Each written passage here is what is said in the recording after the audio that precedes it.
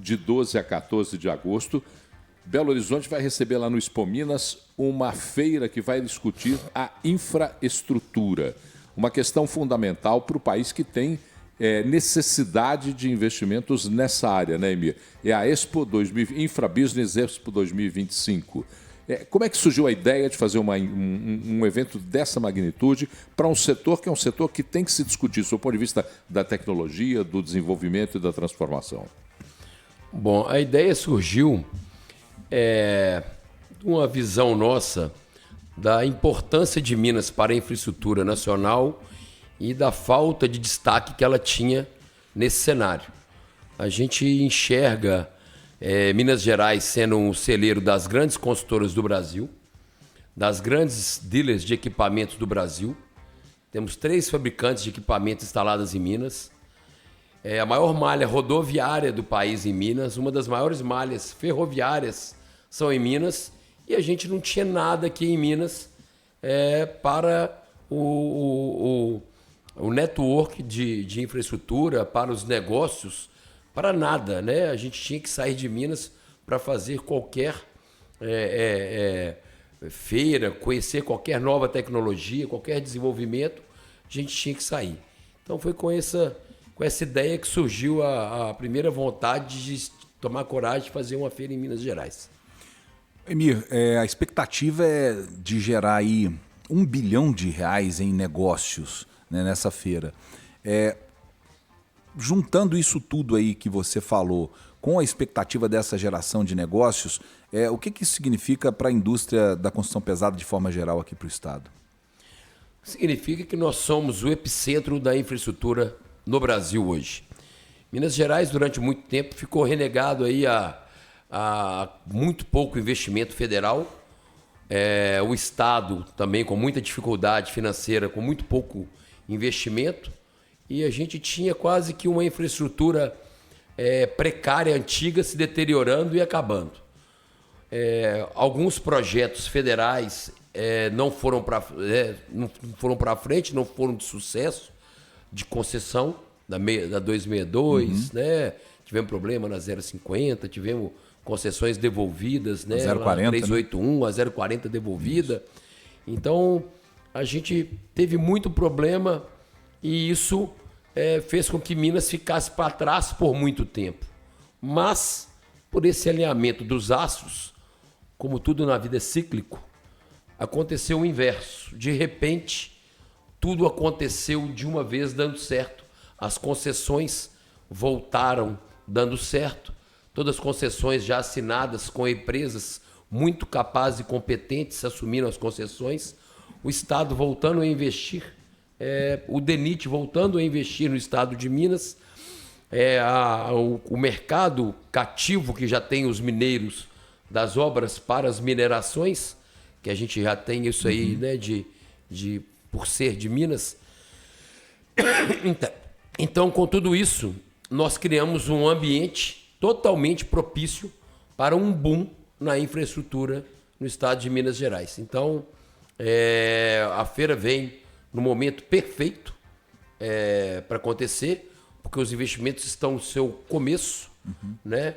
E então ela vem para poder gerar grandes negócios para tanto as vendedoras de equipamento, as empresas que irão participar, projetos, todo tipo de empresa do ecossistema da infraestrutura, quanto para as construtoras que vão lá fazer bons negócios, porque não tem sentido também as empresas investirem muito dinheiro para estar na feira e não fazerem também condições muito especiais para venda. Então, eu acho que vai ser um momento de ganha-ganha muito bacana. Quando você fala em infraestrutura, a gente está falando em vários segmentos que abarcam a infraestrutura. Conta para a gente um pouco a dimensão, o tamanho desses segmentos e aproximadamente quanto de volume é investido, é envolvido na economia desses segmentos da infraestrutura. Bom, quando você fala em infraestrutura, você está falando de saneamento, você está falando de rodovias, você está falando de ferrovias, você está falando de obras de artes especiais, mais um monte de periféricos que vem junto. É importante dar um número bacana que nenhum outro setor na economia gera tanto emprego quanto o setor da infraestrutura. A gente gera, cada emprego gerado na infraestrutura, geram outros 8,7 empregos na economia, que é um absurdo, quase 9 para cada emprego gerado no nosso setor. E isso faz também uma outra diferença do nosso setor, é que ele é bastante pulverizado. A gente emprega desde a pessoa que ganha o salário mínimo até um engenheiro, mega engenheiro dessas obras mais complexas que ganha aí 100 mil por mês, 2. Então a gente consegue ter não só ter um volume de empregos, como um volume de massa salarial e muito bem distribuído.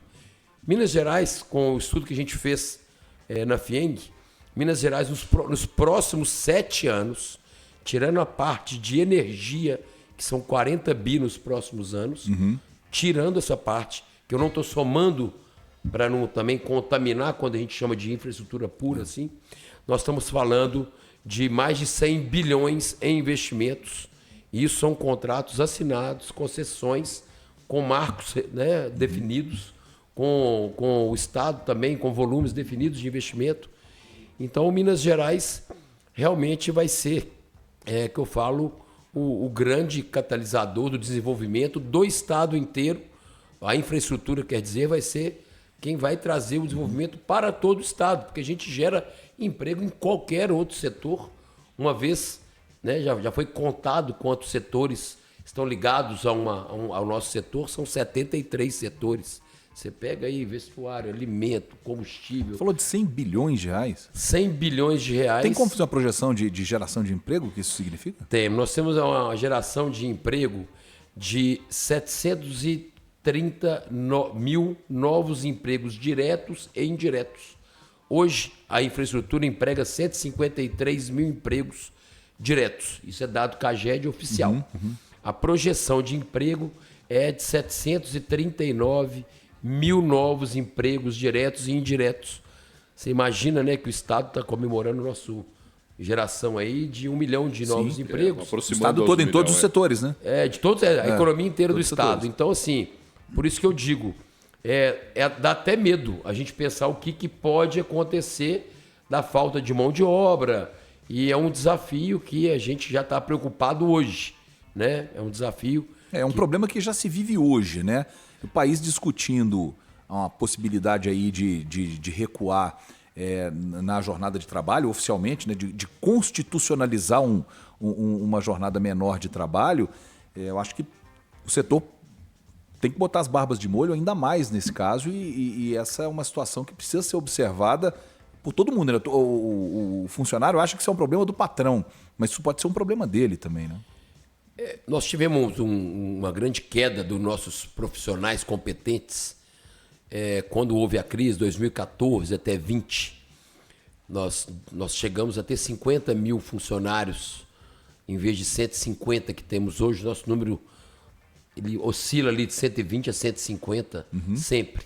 É um terço, para um terço. Caiu como um terço. E nesse momento, as pessoas tinham que sobreviver. E eles migraram, foram trabalhar em banco. Um engenheiro foi para um banco, um funcionário, um mecânico foi abrir um comércio. E nós perdemos nossa massa competente, né? Os operadores de equipamento, muitos mudaram de setor. Então nós estamos hoje com uma crise assim, no nosso setor até de formação. Tanto é que o CICEPOT, junto com a FIENG, estão fazendo a escola de treinamento especificamente para a infraestrutura, para a construção pesada.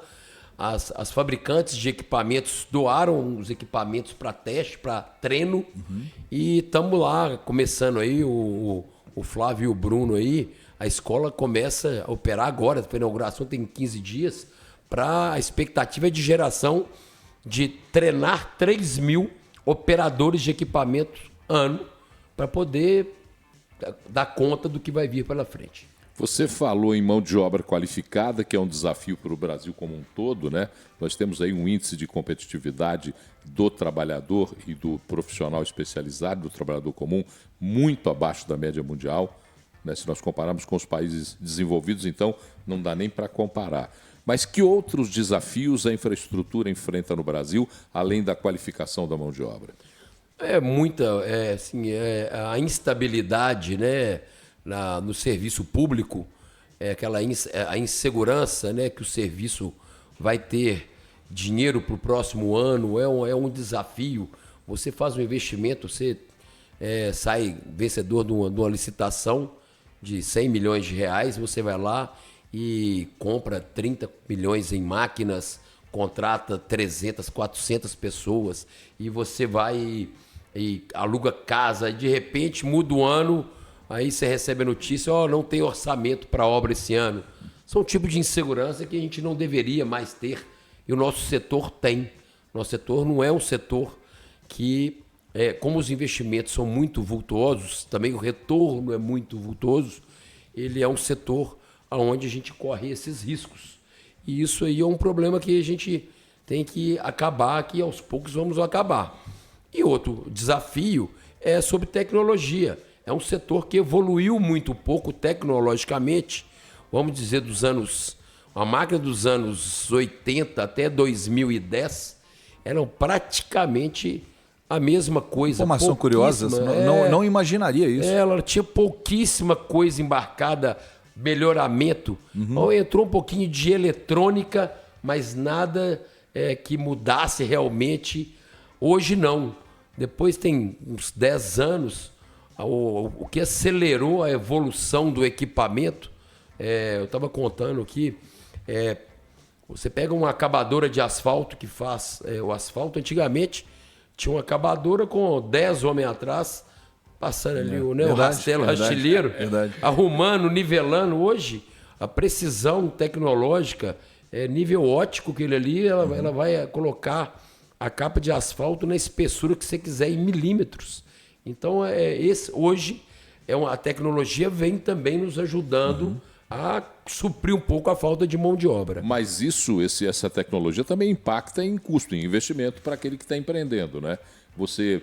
A partir do momento que você tem maior desenvolvimento tecnológico, você tem um custo maior do equipamento que você está usando. Sem dúvida, a gente tem um custo maior e a máquina ficou mais fácil de operar. Mas também, antigamente, com um arame e um alicate, você arrumava qualquer máquina. Hoje em dia, você tem que ter uma mão de obra muito mais específica, muito mais especializada. É quase que quando a máquina estraga, ninguém põe a mão e vamos chamar o técnico especializado na máquina. Eu ia até te chamar para falar um pouquinho mais sobre o evento aqui, sobre os nomes que estão lá, mas tem falando sobre isso, falou da questão da camada de asfalto, tem um assunto, um tema que é sempre interessante e recorrente nas conversas com quem faz parte dessa indústria da construção pesada. Aí eu não sei se é mito, é isso que eu queria te perguntar, se é mito ou se é verdade, que o Brasil usa um asfalto de pior qualidade e a camada de asfalto que se usa nas ruas, nas nossas ruas, no dia a dia, nas estradas, é uma camada menor do que se usa em outros países que não apresentam tantos problemas. Eu queria entender se isso é um mito ou se isso é uma verdade, porque se fala isso com tanta frequência, a gente não sabe em que lugar da verdade... Quase vira verdade. É meio mito e meio verdade. Primeira parte é o mito. Nosso asfalto é de altíssima qualidade. A Petrobras é uma empresa que faz o nosso CAP com o material nosso, é o mesmo aplicado no mundo inteiro. O asfalto do Brasil é um dos melhores que eu falo do mundo, sem dúvida alguma. A verdade, então é um mito que nosso asfalto é pior. A verdade é que as especificações, você pode pôr uma capa, uma capa de asfalto de 3 centímetros, 4, 5, 6, 7, 8. Você pode dimensionar o tanto que você quiser. Nós, aqui no Brasil, os projetos são dimensionados pelo mínimo. Não que é ruim, mas se é uma rua comum que põe 3 centímetros de asfalto, a prefeitura, o Estado, o governo federal, coloca 3. Uma estrada que o mínimo tem que ser 8, coloca 8. A diferença é que tem países que na rua, que poderia pôr 3, ele manda pôr 10. Entendi. E na estrada, que ele deveria ser 12, ele manda pôr 20. Então ele ganha uma vida útil maior daquele asfalto, mas isso é conta financeira. É o que vai gastar. Então, assim, é por isso que não é que faz menos por maldade, é porque realmente é totalmente... não que o 3, no lugar que está sendo usado o 3, é o número correto e seguro, só que é o mínimo. Entendi. Poderia pôr 5, vai durar mais? Vai, mas vai custar o dobro. Não, prefiro fazer 2 ruas com 3 do que uma rua com 6. Se 3 resolve meu caso. Velho problema do ovo ou da galinha, né? Ô Paulo, eu só queria que o Emi falasse um pouco pra gente dos convidados do evento. Nós estamos falando do Infrabusiness, gente, 2025, que acontece em setembro no Expo Minas, e nós estamos falando de convidados como Ricardo Amorim, Eugênio Matar, Antônio Anastasia, Rubens Menin, Modesto Araújo, Ana Sanches. São convidados... Só vou te corrigir, de 12 a 14 de agosto. Eu falei setembro, né? Desculpa. De 12 a 14 eu nem falei de a data porque eu tentei subir aqui o meu negócio. De 12 a 14 de agosto. Que acontece em agosto, portanto, desculpe, Paulo corrigiu bem a tempo. Com esses convidados, né? São convidados que trazem uma experiência de mercado que vai além, inclusive, da construção pesada, né? Então, essa é a beleza da gente poder fazer um primeiro evento e a gente poder pensar fora da caixa. A gente não quis fazer um evento comum como é feito. O evento foi pensado com muito carinho para ele ser um evento da ambiência total da infraestrutura. Quando você fala de infraestrutura, você está falando do engenheiro, você está falando do engenheiro mecânico, você está falando do técnico de engenharia, você está falando do empresário, você está falando da pessoa. O que a gente quer dizer? A gente quis colocar ali experiências técnicas, então vão ter palestras que vão falar de óleo diesel, palestras que vão falar de pneu, palestras que vai falar da melhor eficiência, de engraxar, do pôr graxa na máquina. Segurança jurídica, né? Tô vendo. Isso aí nós vamos falar Anastasia exatamente. aqui. Então vamos falar um pouco de experiência empresarial, onde entra o Rubens com o Modesto e o Eugênio no painel de abertura, contando, porque todo mundo ali dentro que é empresário é um empreendedor e todo mundo quer ouvir aquela história, como é que chegaram ali, quais foram as dificuldades, o que eles tiveram que vencer.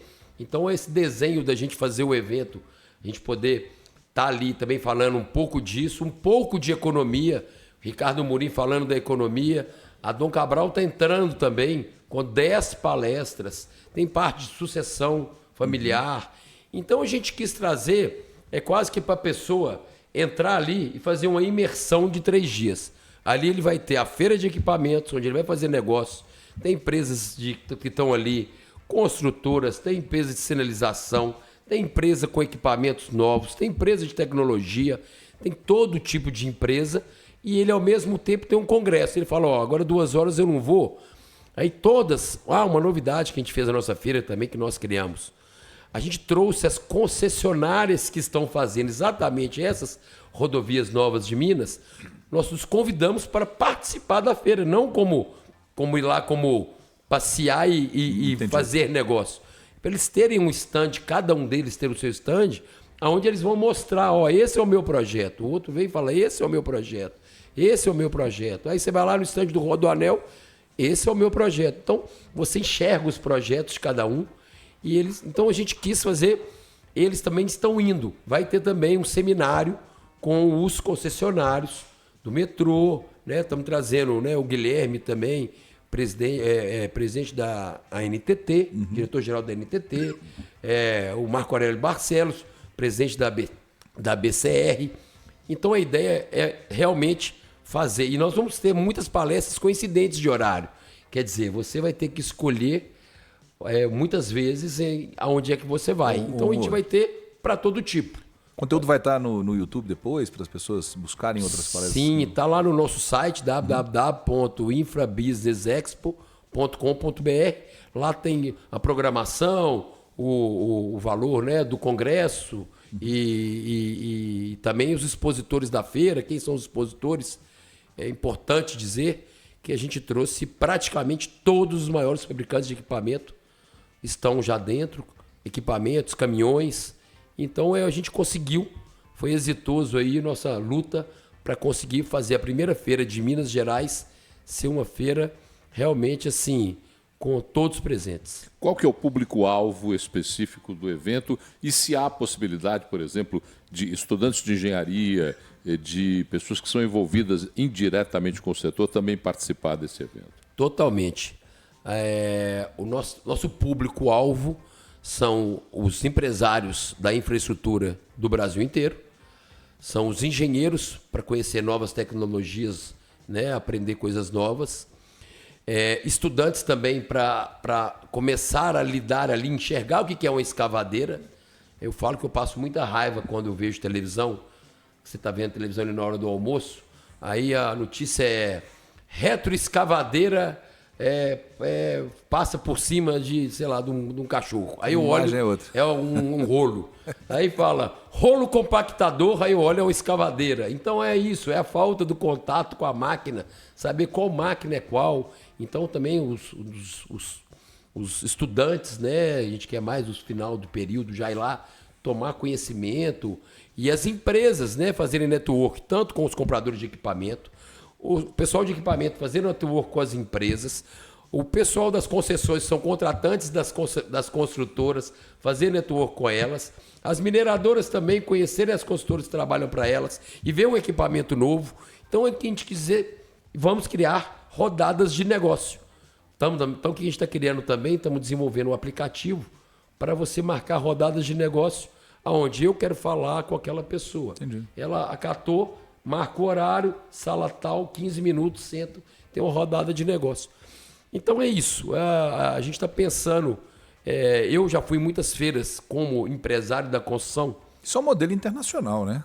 Esse é um modelo internacional. É internacional, a nossa feira é para ser a melhor feira da América Latina. Legal. E eu peguei as ideias das feiras que eu já fui no mundo inteiro, o que deu certo, o que eu gostei, o que eu não gostei, somando as experiências com a equipe nossa, o modelo e foi muito legal, que a gente fez a 4 mãos. Eu chamei todas as concessionárias para a mesa e falei assim, o que é ruim numa feira? O que vocês não gostam? O que vocês gostam? Então, tudo que eles falaram, não gostamos disso, não tem na nossa.